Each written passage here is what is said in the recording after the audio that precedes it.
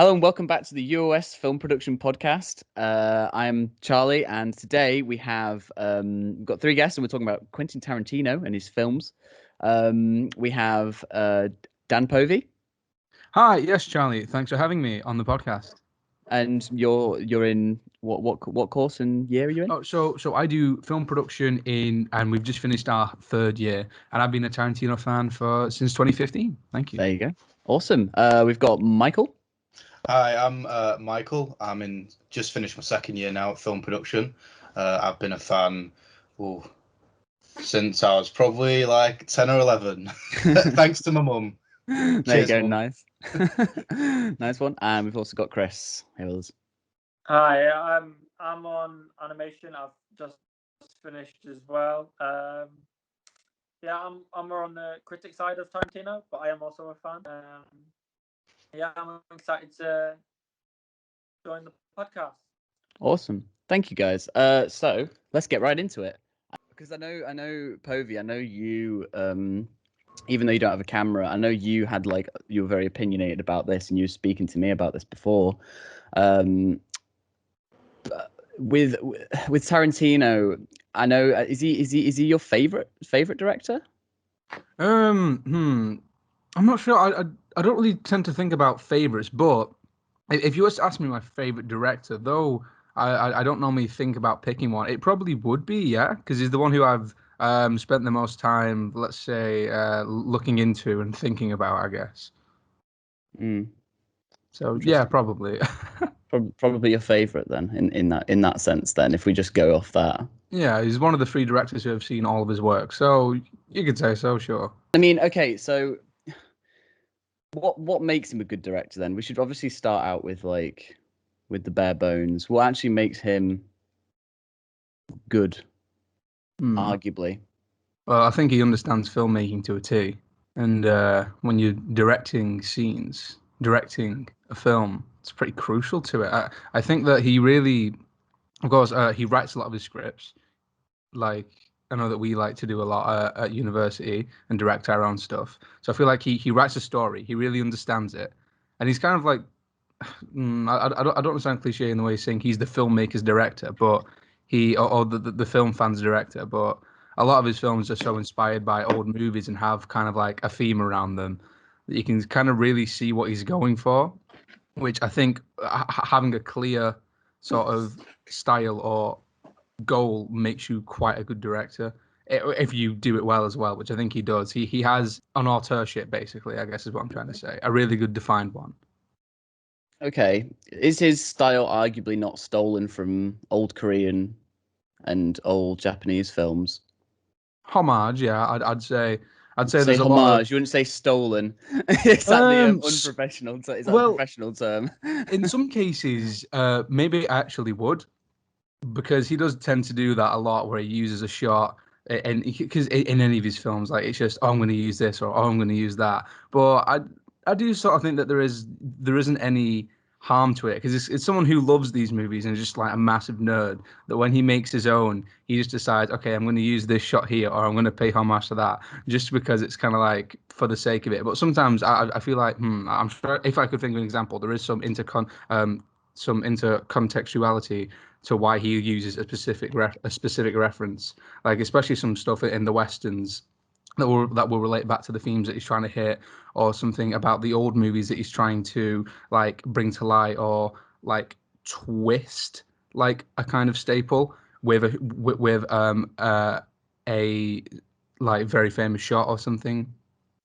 But I don't necessarily think that it is stealing, although he does tend to do it quite a bit. That's why I see him as like the film fan's director, because it's just a lot of it's the same with Edgar Wright and Wes Anderson. Really, they're just massive movie fans. They've all just seen loads and loads of films, and a lot of the films that they make are just like that's why you'll see them like they're so closely knit, and they just have those conversations where they're just talking about movies and movies and movies and movies, because they've seen so much. They know like the medium so well that when they come to making it, it's almost like they can't help but draw upon that stuff and just say, I love this, I'm going to use it. Whereas, say, something on like the other spectrum, Alfred Hitchcock is like, I'm too busy making my own movies to watch anyone else's movies. I just like to do my own thing, which I think is actually quite interesting because as you can see, you can do it well both ways. But that's how I feel about that anyway. Okay, fair enough. I mean, Michael, Chris, do you guys have anything to? Well, Thing on that, well, my favorite director. I don't know if you're gonna bring me back on this podcast, but you'll hear me talking about him a lot. Is Edgar Wright. Now, Edgar Wright is a big fan of movies. He's watched a lot of movies, but he doesn't reference and steal ideas in the same way that Tarantino does. He just recycles them instead. He'll reference a movie like with "We're Coming to Get You, Barbara" and stuff like that. But Tarantino straight up like the whole B square thing, and like, he'll totally rip off scenes and do it. Whereas a director like Edgar Wright will do something new with it. Yeah, I can see that. Come across as a bit tacky. I think in my defense, the way I look at it, because I've heard this argument for a very long time, the way Tarantino steals. And in all fairness, when it comes with any art, when it comes to music, art and painting itself, all art is technically stolen, if you want to say it like that, because the way people find their own kind of style is by incorporating what they like. So, like I've done stuff where I've like directed and edited films, and I've done it in such ways where I've seen a film and I've seen it like that, and we've used that. And I think just about anyone at uni has like referenced or used another film to help them with other stuff. But I think like people saying that he steals stuff isn't necessarily true, because yes, it might be more in your face, but at least he's not trying to disguise it like it's his own work. He's kind of doing it so in your face that he knows that, like, yes, this is from something else, but that's because he really enjoys it, because he wants to show like how much he loves film, because he still wants to continue that like route of film. But like with any art, and if anyone says that, it's like, because I've done music before, and I've done painting and stuff like that, and literally like in college when I studied art and music, unless you were in the very early stages of first man finding painting and music, like nothing's really original, because like it's really hard to find something original nowadays. So you use stuff as a basis, and like especially with like art styles and music styles, you use and listen to like stuff that you love and incorporate that into making what you find yourself. So I feel like people who saying that he like steals stuff is just an easy kind of reason to why they don't like him. And I feel like, yeah, he's probably one of the directors that does it more in your face compared to other directors, like you said with Edgar Wright. However, it doesn't mean the fact that other people still don't do it. So I think that's my opinion on the whole like steal argument. Yeah, sure. No, I mean, obviously, art is again subjective, which is a big part of this whole debate, and whether or not whether or not there can ever be anything truly original. But that's kind of another debate in itself, I think. And that's the whole thing you can talk about. That's more of a philosophical thing, I think. I think at a ground level, I think people generally like Tarantino's work, and they like what he produces. But the other argument that I think you've probably heard a lot as Tarantino fans is, how far can you separate the art from the artist?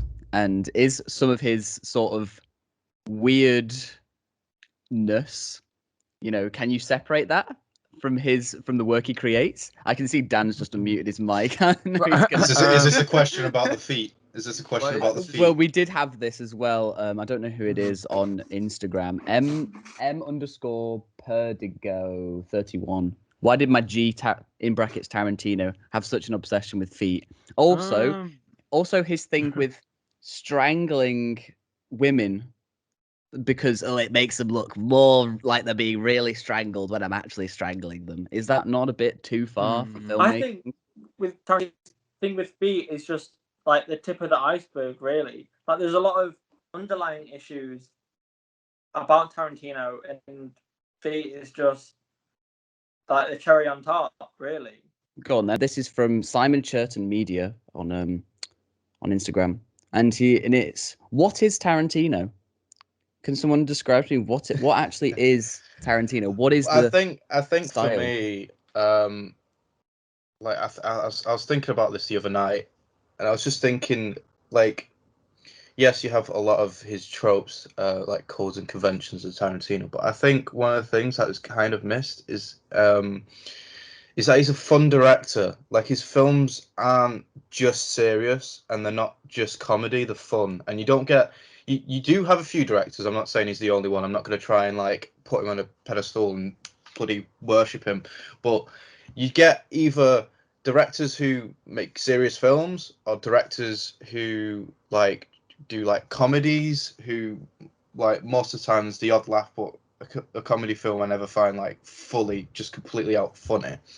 And then you also get ones that are like really crappy and not taken seriously. But I feel like it's quite kind of rare to get a director who's actually like fun. Like they're in that kind of middle line of, yes, they do fairly serious stuff, but they also play with kind of the funnier kind of thing, but it's just like a fun experience to watch. Yeah, I know like some of his films can be debated, like, oh, they're quite long and a bit boring, but like I find it like I don't think I'm ever, even though I love Tarantino, I was never basically like I love every single one of his films because I have to. It was literally, I would view his films whenever I saw his films would just be with an unbiasedness, and I just found them entertaining. I just found them like a fun, weird little journey and insight to someone's life, even if they are fully fictional. It just feels like I wouldn't say realistic, but just like a fun insight, and it's like you're following a randomer's life. And I just think like he manages to do it in such a way where it still fairly feels grounded, but not limited to the rules of the real world. And I just think like as a director, he's fun, and it's not just always really serious and always like has to be dark humor. I think it's a good blend of things, but then there's other people's opinions. So I mean, Chris, what for you as someone who doesn't necessarily like Tarantino, what is Tarantino to you? Like, you know, Michael was just talking about how he's a fun director, how he actually like takes you on a sort of a journey into these stories and characters, and how you don't get that very often. Difficult one, because there is a lot I admire about him, and obviously I can't help that he does have a very sincere love for like film and that, and I do really appreciate that. But like saying that, like, Jackie Brown is the only film I have ever walked out of, because I got about halfway and I found it really boring. Tarantino is obviously, he's got like meta commentary, refers to films a lot, bloody violence. I do associate, yeah, he uses the N word a lot. Samuel L. Jackson is something I associate with Tarantino, obviously. So generally, still things to admire there, but not necessarily like you're just sort of like, oh yeah, I mean he's fine, he's pretty good at what he does. Sure. In regard, I don't know if he does anything that special really. On a dialogue level, he's pretty good. I'll give him that. But on like a film level, I don't know. I wouldn't really say he's anything that special. But Okay, interesting. Couldn't say why. I mean, for me personally, I've talked about this a lot on the podcast. But I have a thing against long films, and Tarantino has a bad habit of making very long, drawn out films, which is fine. Some people love really long films, but I start to have problems with films after an hour and a half, because I genuinely believe that films shouldn't be longer than an hour and a half. And now, yeah, everyone hates it when I say it, but I genuinely believe it.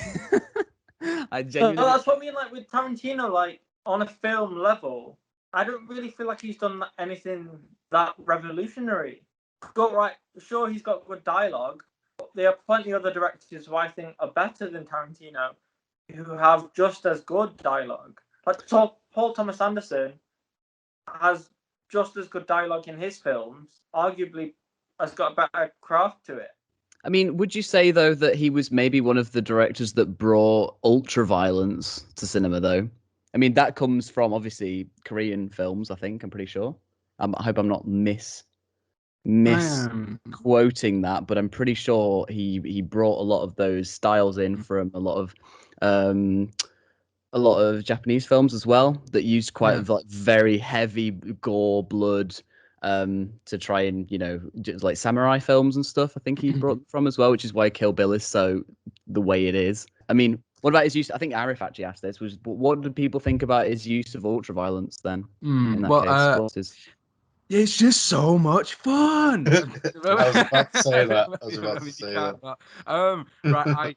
I think first I was just thinking about that point of what has he done? What has Tarantino brought? So I was just thinking about his filmography, and I was trying to think like, is there anything especially unique? Because his directing style has inspired a lot of people because it's got a lot of because originally Reservoir Dogs and Pulp Fiction and Jackie Brown, like if you look at articles from that time, it's like, oh, he's the director of cool. There's so much cool stuff going on, and like, wow, his films are so bloody. And Reservoir Dogs, I can see that. I think definitely Django Unchained, sort of like says, a lot of love for old Western films. Go and watch old Western movies. Kill Bill, go and watch old samurai films. They're great. It inspired me to make these. Jackie Brown, go and watch blaxploitation films. There's so many incredible people of color stories that have been said in the past. And Pulp Fiction, well, that's just pretty crazy movie. Reservoir Dogs, go and watch some crime films. There's some awesome stuff about people in suits. And there was one more I was trying to think of. Oh, Death Proof. Go and watch some old crappy B movies because they're all pretty fun to watch, just like this one. And Inglourious Basterds. Go and watch some films about wars. That's and then like Once Upon a Time in Hollywood is cool, I guess, or like a lot of things have happened. That's just personally how I feel. Like the main take from it is look at all the things that all the pop culture in the past is sort of formulated in these art forms I've been able to make. I think you should go and enjoy them too and see what you can get from them. That's personally how I feel. The violence. Oh god, it is right. Because I feel like you always have to look at your films on like a one-on-one basis because there's always like a different thing to it. Like Once Upon a Time isn't really like that movie sense where everything's wacky and violent because it is kind of like grounded, like as real physics. Kill Bill doesn't have real physics. I watched Kill Bill 1 and 2 in the cinemas with my friend Josh, and my God, we were laughing so hard. Like and Kill because Kill Bill 1 because they're both really over the top, and you've got these fights in the which really does pull. The end of Kill Bill 1 really does pull from like Hong Kong and all types of other cinema. And then Kill Bill 2 is just like that part where she's like gnawing her way out of a grave, which just looks ridiculous. It serves the narrative. It pushes the story forward. The thing that pushes the story forward in Kill Bill is the violence. That is how we progress from one plot point to the next. Yeah, revenge, and that's what the whole film is. That's what both the films are about. Okay. What would you think of his least violent films? And do you think that there is a contrast that shows that he's trying to do something different? Because I would say that Jackie Brown and Once Upon a Time in Hollywood are kind of probably his least violent films. I think that Jackie Brown is trying to be a bit more serious of a crime story, and it still has violence, but it's often not really shown. And okay, are they still inherently Tarantino though?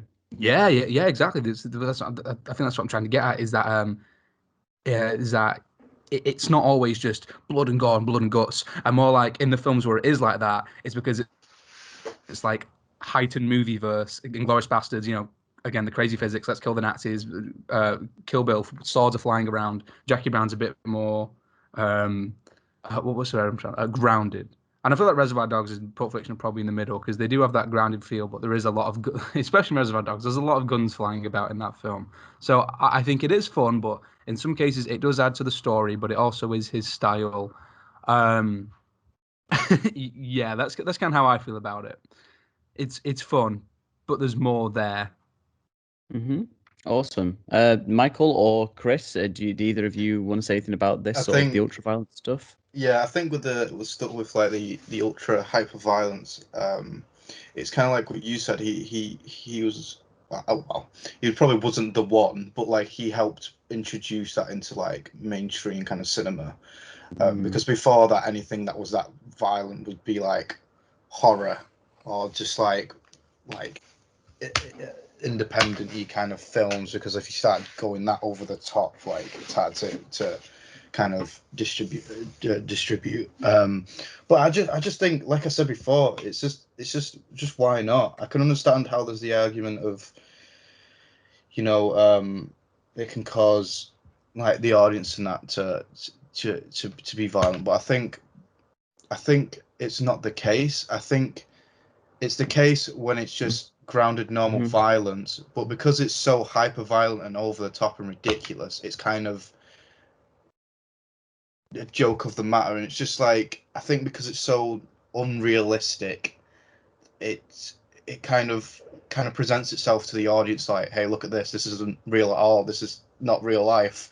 And I think that's why it's so easy for him to just do these kind of dark but like weird stories, is because he understands that this is not real life.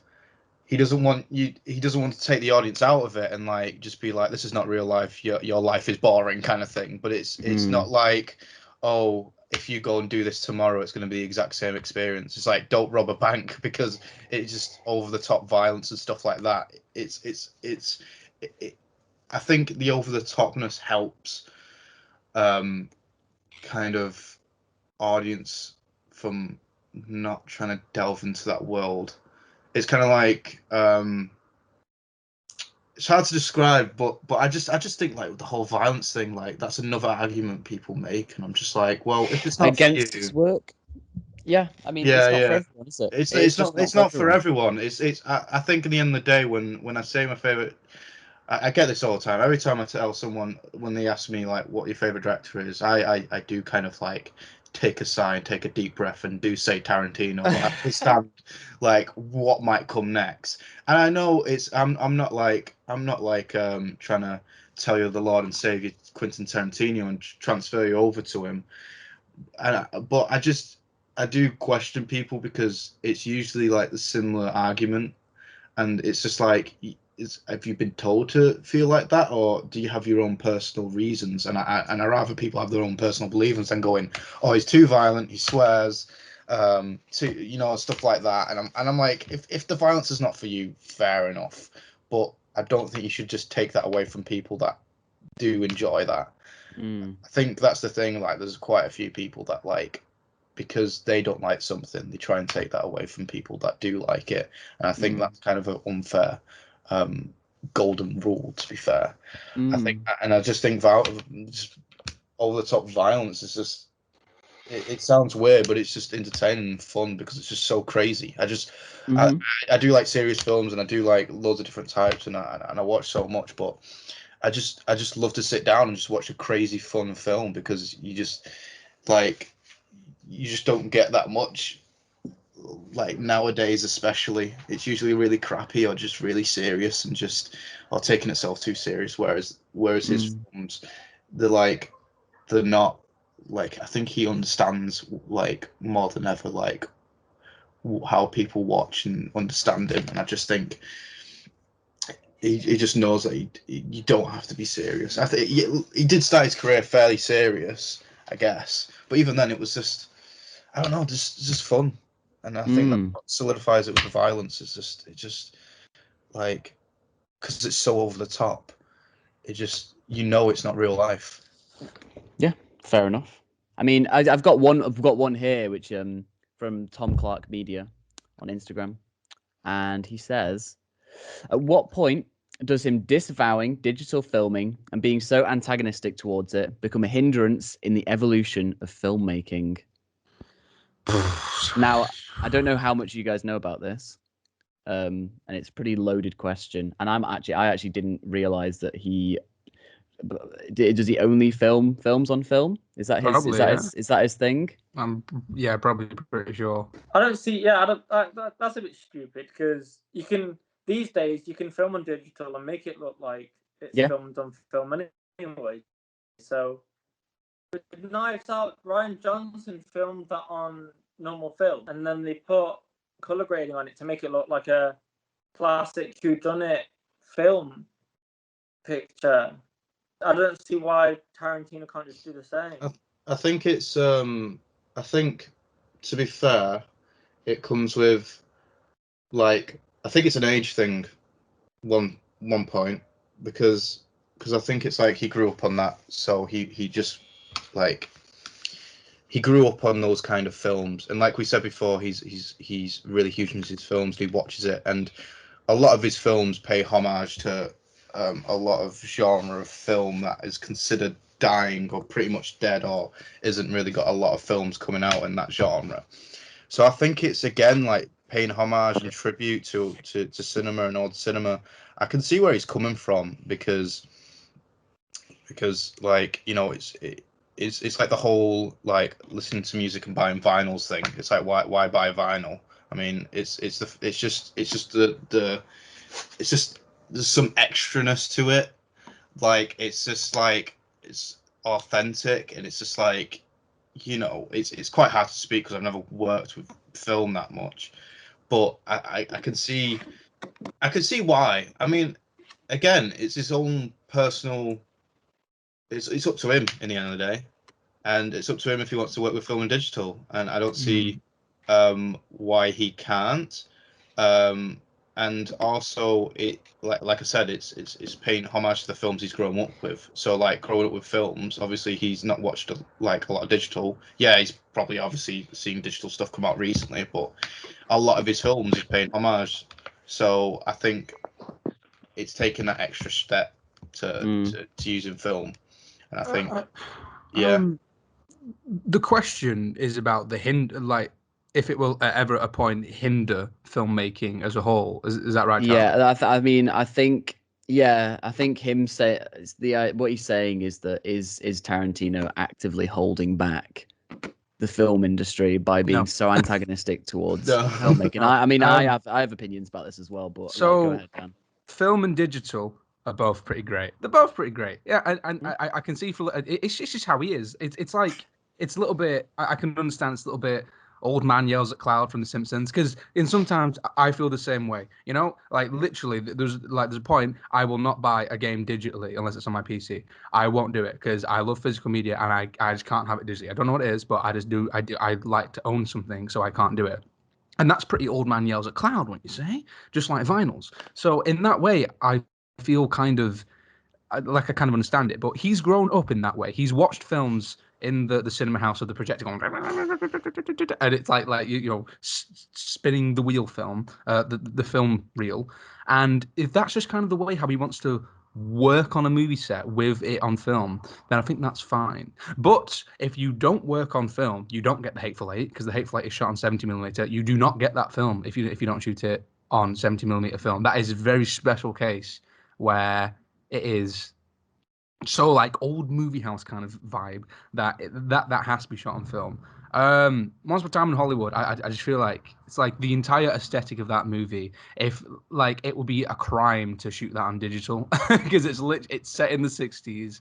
It's like, and it's I feel like it's one of those things where you feel it or you don't, and you really feel it in the blood of a film. And I personally feel it if something is shot on film or digital.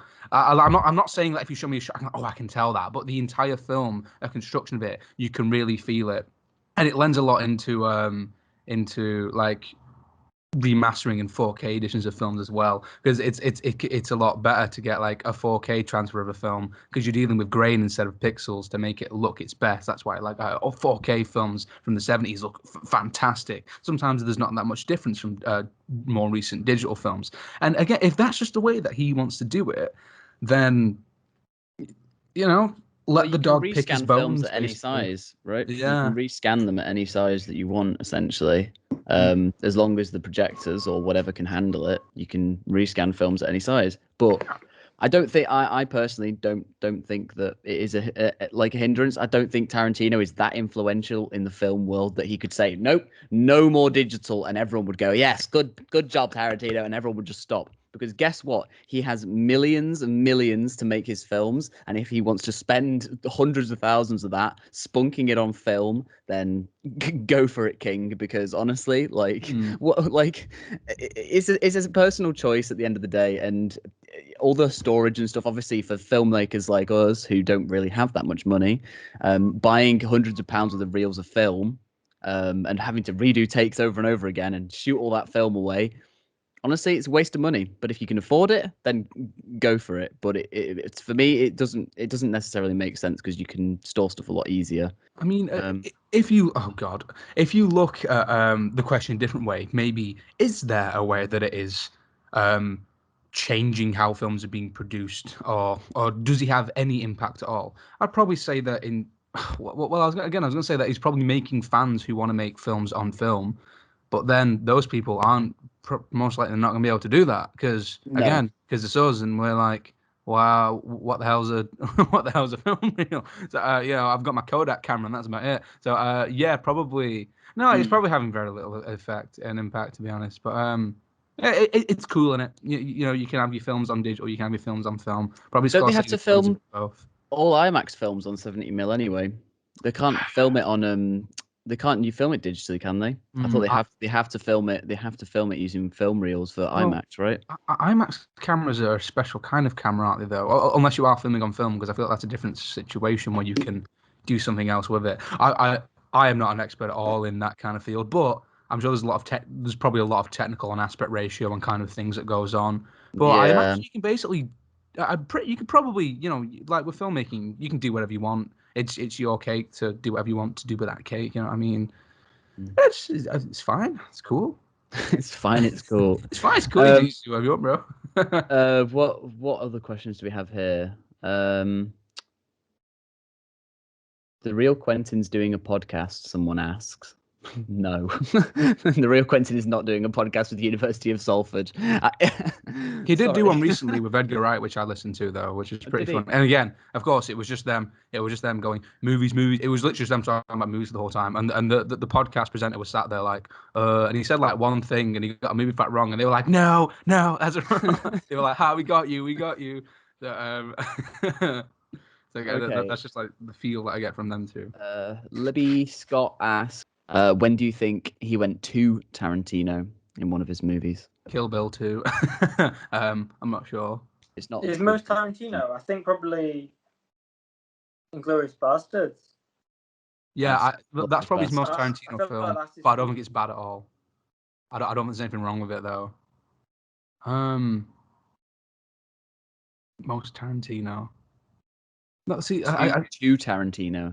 To Tarantino. I feel like when he does it, when he goes really Tarantino, he I don't know. He always I always feel like it's really good. Like like The Hateful Eight. I'm going to be super Tarantino movie, long 70mm, but it's great. Inglourious Basterds. I'm going to be super out there. I'm going to be super Tarantino. But it's still good. I can really only think of Kill Bill Volume 2, where I'm watching it and I'm like, this is good, but it's like. I think, to be fair, people probably think otherwise, but for me, I think he's done like pretty well to continue filmmaking current day, because obviously like with all these old movies, and to this day, like, everyone knows who he is and like knows what they might expect in the next film, like high violence, swearing, and like references to old films and like typical actors. And I think he's done a pretty good job, because it's quite difficult. Like when Once Upon a Time in Hollywood came out, it was, I think recently it would be quite difficult to make a film, because obviously, like, what route do you go? Do you continue this route of like everyone knows, or do you want to go completely different? Because it's quite difficult to be in that fine line of being like the familiarness of what you know, but also being fairly new. And I think he like did a pretty good job.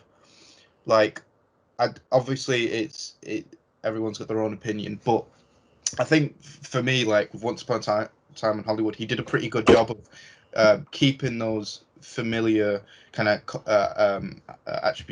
contributions, like codes and conventions, that we come to know and love Tarantino, but also incorporate new stuff that we probably, well, I wouldn't say not expect, it's nothing new, but like something we wouldn't see or expect him to do. Like I think Once Upon a Time in Hollywood, I think one of the things for me, I don't know about other people, but because I know him for the whole like hyper violent stuff, it felt like a bit of a countdown. And by the time it comes to it at the end, it's like Jesus Christ. Like I think he really really well like used his knownness in the cinema world, like how every single film he's done is like pretty violent, to not only build up to the end, like the film not only built up to the end, but his whole career is built up to that end, if that makes sense. Because the entire time you're like, is this not going to be a violent Tarantino film? And then I think towards the end you kind of go, I guess not. And then it just goes all out. And I think the first time I saw that, like I was just like, holy goddamn. I was like, yeah, this is great. Like, and I know like a lot of people think it's his weakest film or don't really like it too much, but I really think like he managed to probably perfectly, people debate this, but still be the same and be the person that we come to love and know, but also like still kind of be a bit different to the point where you can't just like predict everything. But yeah, to answer the question of like what's his most Tarantino film, that was a hard one, because yes, we know his like codes and conventions and stuff like that of like what Tarantino films are, but I don't know. It's really hard to kind of to kind of think what is the most Tarantino without having like a full diagram and like one of those. What crazy about a moment whiteboards. though? Because the question is like, when was the time he went to Tarantino? So is there any like specific moment? I'd probably say strangling Diane Kruger. That's a bit too Tarantino. If there's anything else, it's probably the car in Kill Bill. One thing that I found quite funny. Have you seen the one where it's him, Brad Pitt, and Leonardo DiCaprio, and like they're all like posing for like a magazine. Yeah. Like posing like he's the good-looking one. You know what? That's the moment he went to Tarantino. Not gonna lie, if I was in his shoes, I would be posing like that. With the money he's made, the films he's made, he's doing something he loves, and he gets to make his own stories, and he's working with these famous actors. I would probably stand there butt naked and pose like that. I'd be like, look at me. It's like I'm living life. It's like if he was sat down and looked like a depressed old man, it would be like, why does he get to do that? But like, because he's like, look at me. I'm like, yeah. It's like, yeah, people would kill to be in his True. position. Yeah. I do find it quite funny how like he stands there like I'm the good-looking one when you stood next to Brad Pitt and Leonardo. That's the joke, probably. He's like, yeah. I would do the same. Well. That is really funny. There's one more here that we have from Instagram, which is Tyler Dunnan. He says, if one of his films would have a sequel besides Kill Bill, which one would work, or what would you personally like to see? I missed the end of that. Death Proof 4. I think Death Proof, a terrible Death Proof sequel that's just like trash. I'm not sure. I'm trying to think about. I'm trying to think. The only ones like you can't make an Inglourious Basterds sequel. Like. You definitely could. I was thinking like with a day and age of like making sequels and remakes out of everything. I'm trying to think of actual remakes that would probably work and be interesting. Then, because in that case you could just say all of them. I think a sequel. full-on animated film from Tarantino would be pretty cool. Like imagine like a full-on feature, like a 90-minute feature, done. You know, like that. Kill Bill 1. Yeah. Like imagine like a full-on animated Yeah, that film was great. done in that style. That'd be pretty cool. That would be good. That would be really good to see. He probably could put the money in as well to do something like that. And he could even go even more like over. Could even go even crazier on like the blood and violence because it's animated. I mean, I'm thinking about it, and No, there's just it's like you can't really make a sequel to that. I was thinking about Jackie Brown for a little bit, and I was like she's back, I was back, thinking 2020. It's like I just don't really know. I really think that if you were to take one of them that isn't Kill Bill and make like a sequel, the Tarantino cinematic universe lineup for the next few years, I'd probably I genuinely I think that. Because Death Proof is supposed to be like a crappy little grindhouse movie, like the 80s horror films, which all had ridiculous, unneeded sequels anyway. If you just made one of those and made a purposely crappy Death Proof 2 car with revenge, and it's like the car, but the guy's dead and there's like a curse on the car, and it's basically that Stephen King novel. I think that's the only one that wasn't there talk of Tarantino doing a Star Trek? Oh yeah, but really? but I don't think that was ever going to be an actual thing. I don't know if it was fake or if it was like actually like in talks, but because that was the I think quite a lot of Tarantino fans were very scared that his 10th film was going to be a Star Trek, which I'm not a massive Star Trek fan anyway, so I'd just be like, oh well, glad his career's over with a film like this. Unless he does it so well that he gets into it. Like, again, that's what I'm saying. Like, I feel like that'd work for me. I don't know, but yeah, I think sequel wise, you could either do maybe a Django,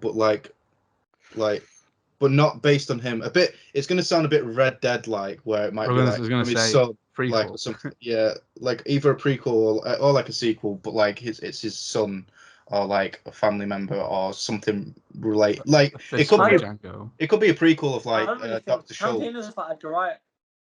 Like Tarantino is, I think why him and Edgar Wright get along really well is they're not very sequel-y type people, are they? Yeah, you can't really I feel like Tarantino doing a sequel wouldn't really work for him.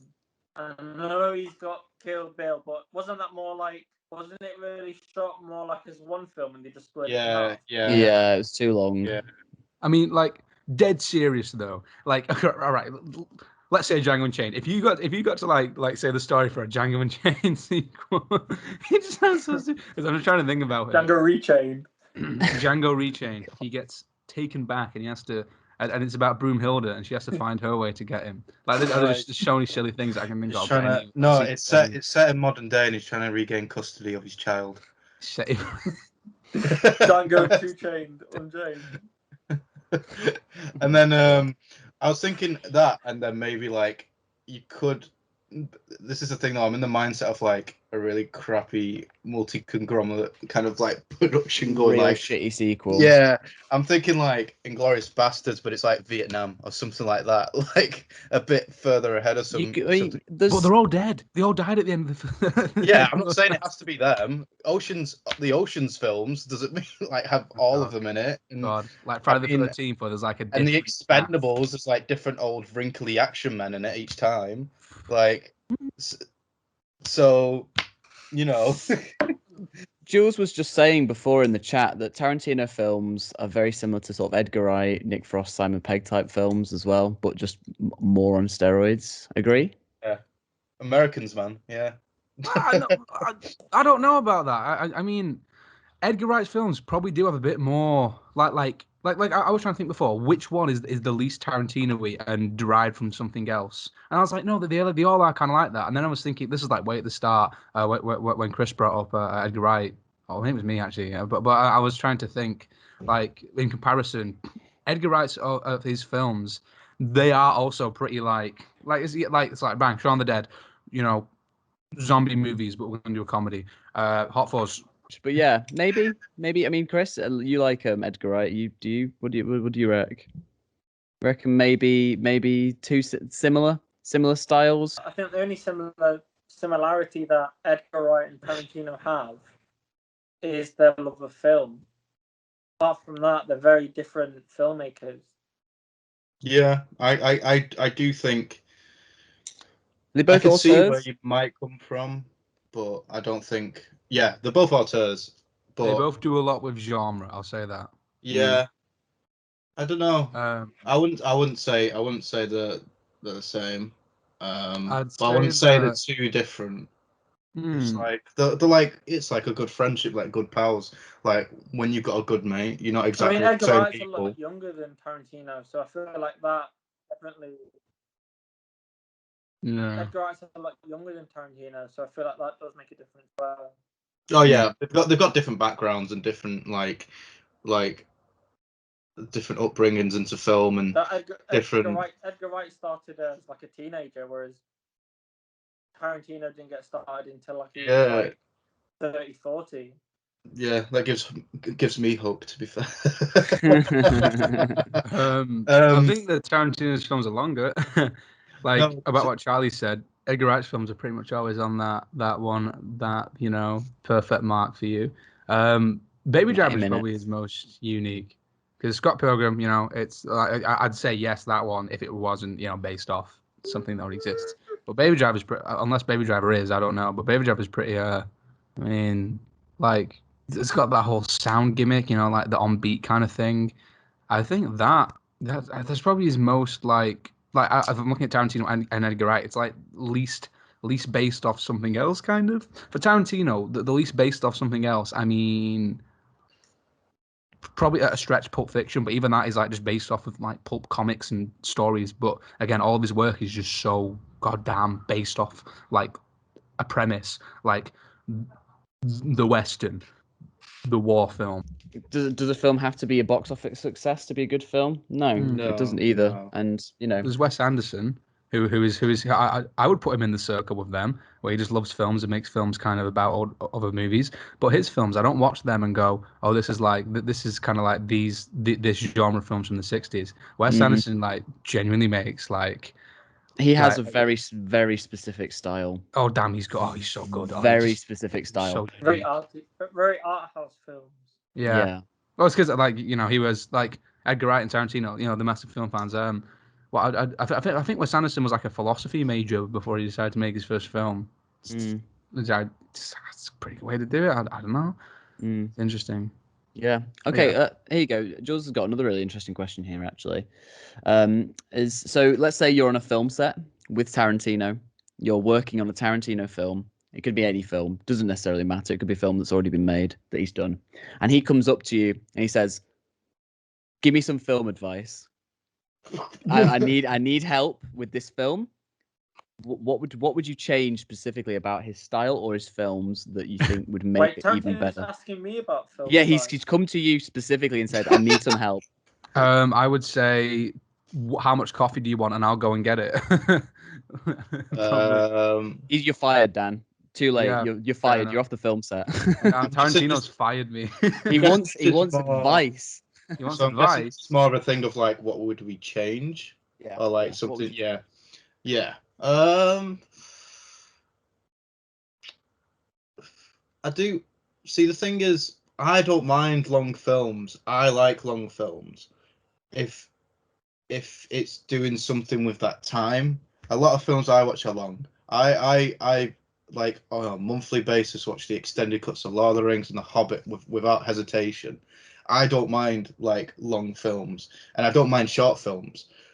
But I would say like there could be times where he might cut it down a bit, or at least if you're gonna have a long film, maybe have that as like as a special edition you can watch yourself.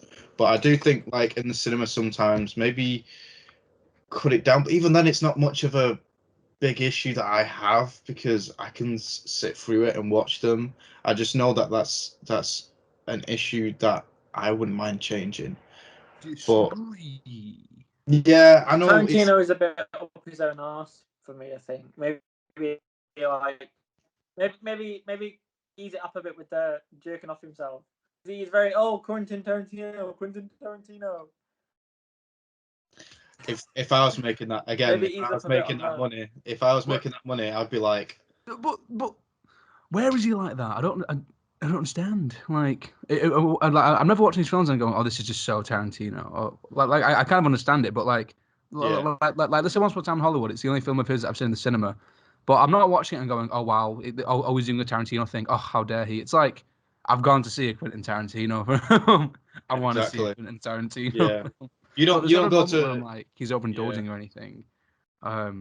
You don't go to an Edgar Wright film and see a quick cut and go, oh, he's doing the Edgar Wright stuff. I don't know. Oh, It's Edgar like, Wright. I can't think of any other directors these days that do that. So Michael but I Bay. can't think of any examples where he has done that in his films in general.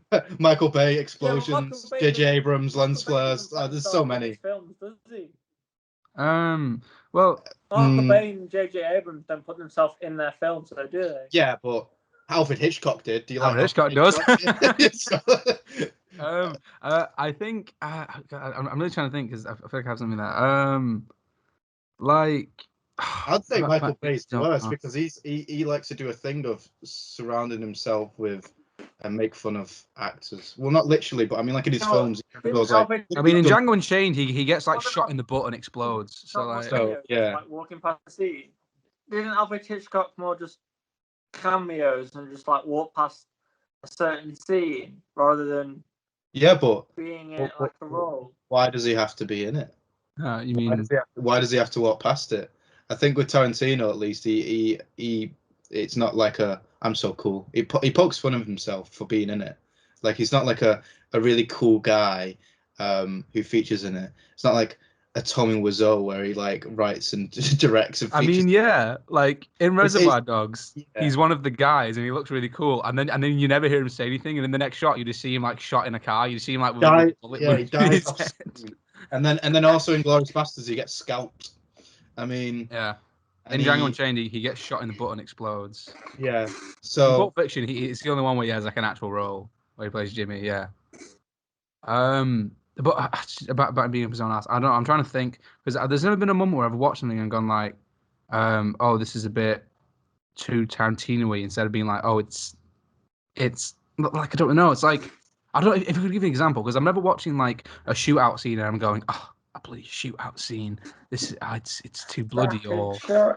no, it's just kind of I just find it. I really think that's the a point of bit- these films. Yeah. I find it a bit silly though when people would watch a Tarantino film and go, "It's very Tarantino," and it's like, well, for me, that's a good job because I'm here to see a Tarantino film, and if it's very Tarantino, like then I've got the money's worth. It's like I don't see a Tarantino film to be a very like what Christopher Nolan like film. It's like about time in Hollywood, yeah. Well, there's just, like, it's all the like, film stuff. It's kind of the point of it, though. That like the construction of it to be in those ways is, I think, like is kind of the point. Like the westerns again. It's like, well, let's look at like the Man with No Name trilogy. Let's take all these like many more western films and just kind of like take like a love of all that and what you get when you produce it. I feel like and with some kid from what, like I think Tennessee, who just like happens to think violence is cool as well. That's just kind of what you get.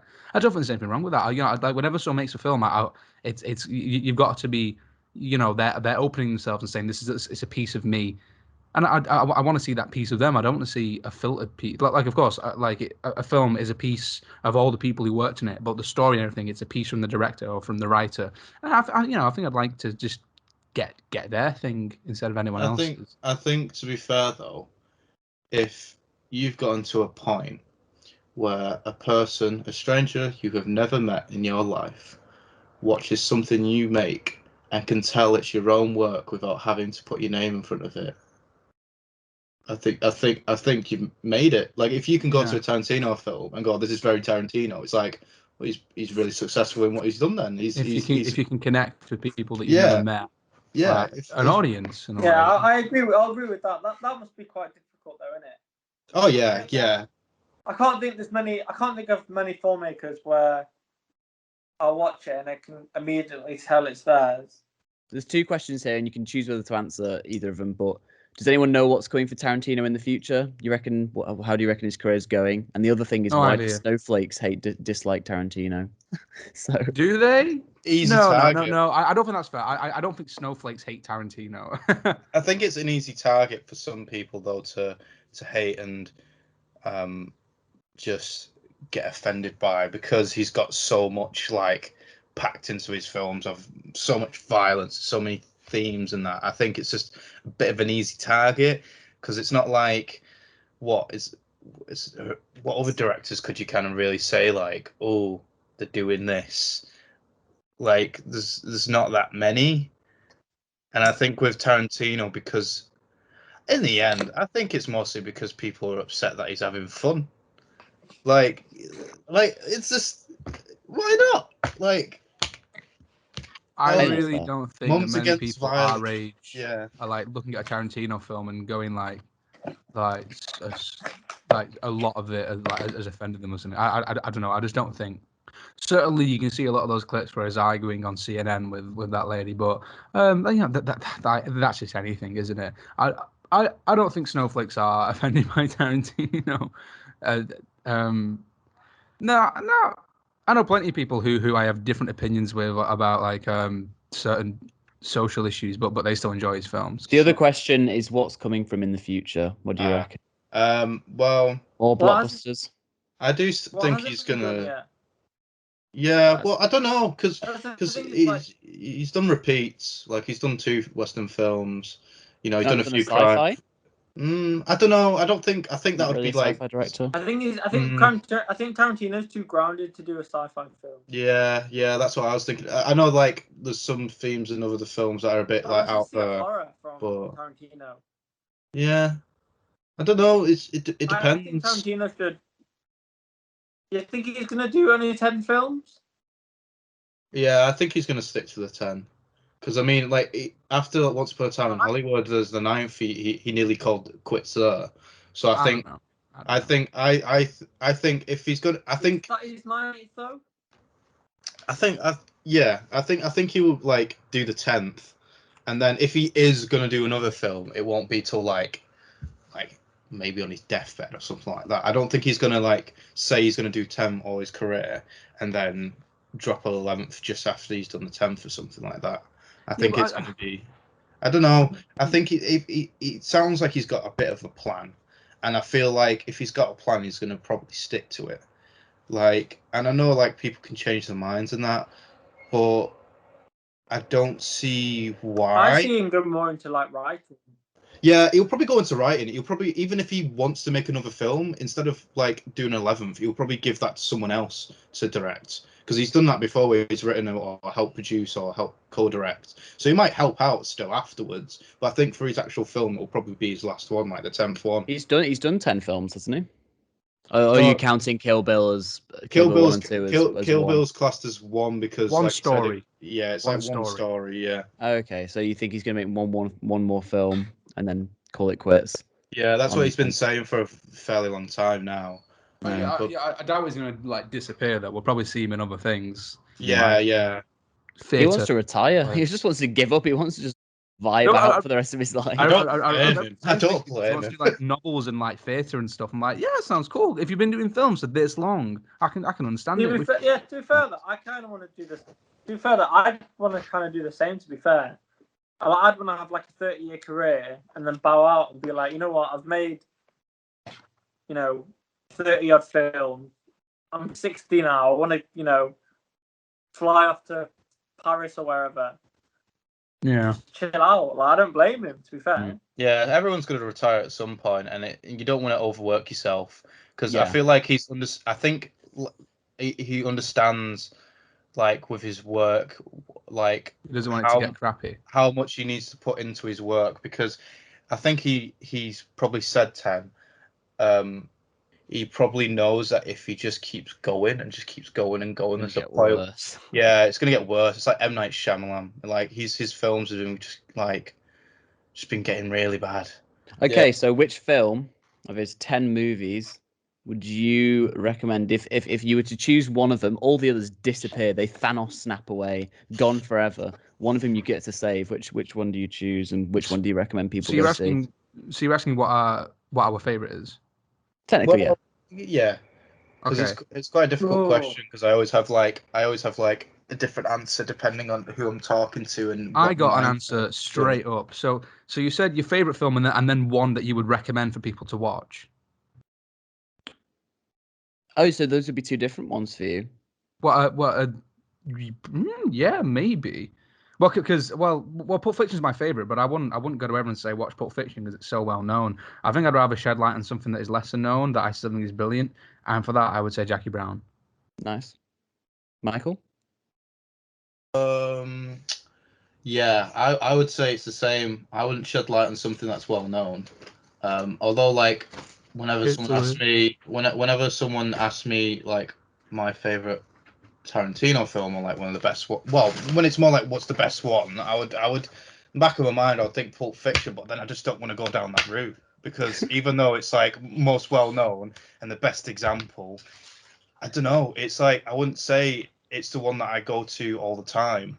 I would say for a while, it was either like Reservoir Dogs because it was like the start of his career and it was just like it was a different time and it was the start of his career and it was like low budget for what he's done, and just like I think Reservoir Dogs has really inspired me to work towards that, where he did the whole thing where he just saved up money and spent so much time and effort and like started his career with that. But then with what Daniel said, like with shedding light on something that's not as well known or looked at or as talked about as much, I'd say Hateful Eight. I've got Hateful Eight as one of my top because it's quite similar in the sense of Reservoir Dogs, where it's just like one location, and I like watching films where like you kind of watch it and think, oh, I could do something like that.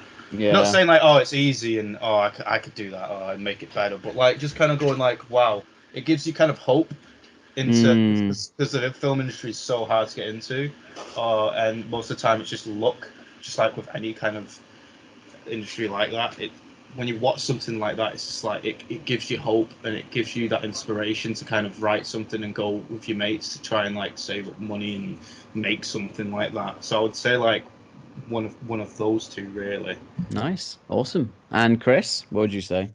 I think my favorite would be probably Django, but if I was gonna save one or one that to recommend, I'd say Inglourious Bastards. I think that's probably I say that's probably like his magnum opus, and I feel like to introduce someone to Tarantino, I feel like that'd probably be the Best place to start. entry point.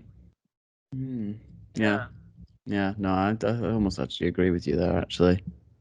Although the first one I actually watched, the first Tarantino film I actually watched was Kill Bill. And I liked the first one. I didn't really like the second one, but I thought the first one was very good. And honestly, they could have left it there and I would have been happy. I could have left it there and I would have just gone, yep, this is the end of the film for me. Awesome. So, yeah, if anyone has any closing comments about this in general, I'd love for you to chime in now. Yeah, anyone? Dan, you want to say anything about Tarantino or just films in general? Any real words of wisdom? Films, words of wisdom from me. I know, say, mistake. Asking a lot.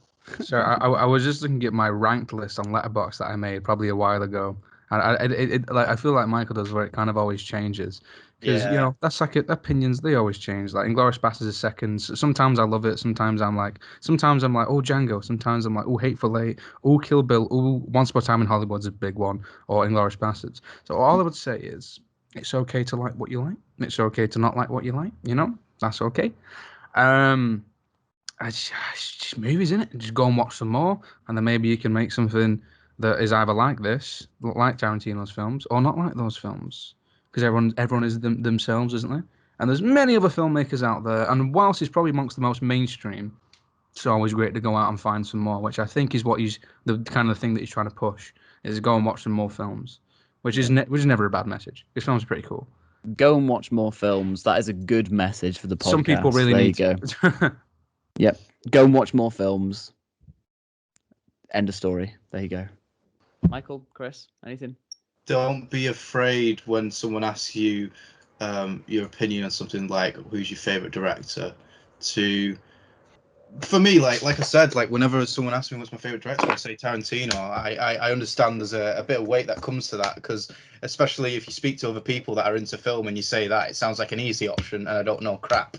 But I think people need to be. There is a stigma. There is a stigma. I think people need to realize that no matter what people ask you, like if it is the easy option and it does feel like it's a weighted opinion, if it is your opinion and you like it, and you know that's your opinion, no one's telling you otherwise, and no one's forcing that upon you, don't be afraid, because like the amount of times people ask me and I say that and they're just like, oh, but I'm like, no, this is the reason behind it, not because I'm like, oh, film, Pulp Fiction, yeah.